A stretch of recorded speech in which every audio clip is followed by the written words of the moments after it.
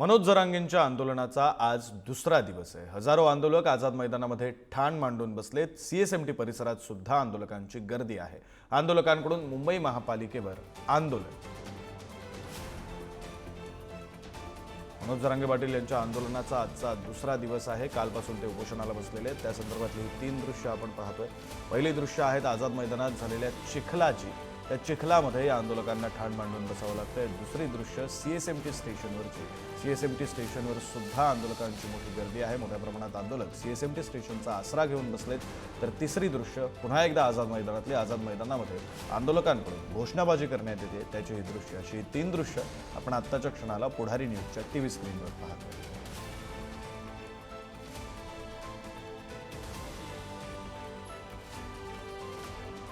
प्रतिनिधी पंकज दळवी आपल्यासोबत जोडले गेलेले आहेत। आपण त्यांच्याशी या संदर्भात बोलूया। पंकज, आज आंदोलनाचा दुसरा दिवस। मराठा आंदोलकांची संख्या काल जितकी होती साधारण तितकीच आहे असं म्हणावं लागेल। आझाद मैदान, सीएसएमटी परिसर, मुंबई महानगरपालिकेचा परिसर, सगळ्या परिसरात मराठा आंदोलक दिसत आहेत। परिसर भगवा झालेला आहे। आंदोलक जमायला सुरुवात झालेली आपण बघतोय। वेगवेगळ्या पद्धतीने इकडे आंदोलक आलेले आहेत। इकडे एक आंदोलक आहे, ते तुतारी जे आहेत ते इथे घेऊन आलेले आहेत। वेगवेगळे आंदोलक आहेत। खरं तर पाऊस आहे, पावसाचा असताना इकडे अनेक अडचणी आहेत। आपण बघतो इथे काही आंदोलक जे आहेत ते नृत्य करताना दिसत आहेत। हलगी आहे आणि आंदोलक इकडे नाचतायत।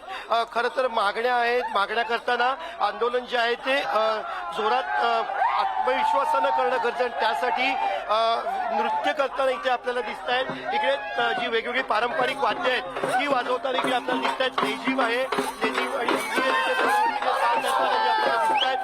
उत्साह आहे। अर्थात मनामध्ये आंदोलन करण्याची, आरक्षण मिळवण्याची एक प्रचंड इच्छा त्यांच्या मनामध्ये आहे। आरक्षण मिळण्याची पारंपरिक पद्धतीने इथे जी वाद्य आहेत ती वाद्य आणलेली आहेत आणि आंदोलक नाचताना दिसत आहेत। सकाळपासून खरं तर अनेक अडचणी आंदोलकांच्या वाढलेल्या आहेत। अडचणी वाढल्या याच्यासाठी की एकतर आरक्षणासाठी आपल्या गावातून लांबणं आलेले आहेत, तसंच भरपूर अडचणी आहेत, पाऊस आहे। असं असताना आंदोलकांना आपलं मन जे आहे ते ताजंतवानं ठेवण्यासाठी अशा पद्धतीचं नृत्य करणं गरजेचं आपण बघतोय। एक वयस्कर गृहस्थ आहेत, ते लेझिमच्या तालावरती जे आहे तिथे नाचताना आपल्याला पाहायला मिळत आहेत। पाठी हलगी वाजवली जाते, वेगवेगळी वाद्ये जी आहेत ती इथे वाजवली जात आहेत आणि आंदोलक आपली एनर्जी जी आहे ती रिस्टोर करण्याचा प्रयत्न करतात। कारण अडचणी खूप आहेत। इथे मी कॅमेरामॅनला विनंती करून की दाखवा, चिखल जो आहे तो खूप आहे। शेतीमध्ये काम करणारे हे शेतकरी आहेत, त्यामुळे पावसाची, पाण्याची, वाऱ्याची आणि चिखलाची पर्वा न करता हे जे आहे ते इथे आपल्याला आंदोलनामध्ये सहभागी झालेले आपल्याला पाहायला मिळतात। एक मोठा ग्रुप आहे इकडे आंदोलकांचा जो त्यांनी ठेका धरलेला आहे।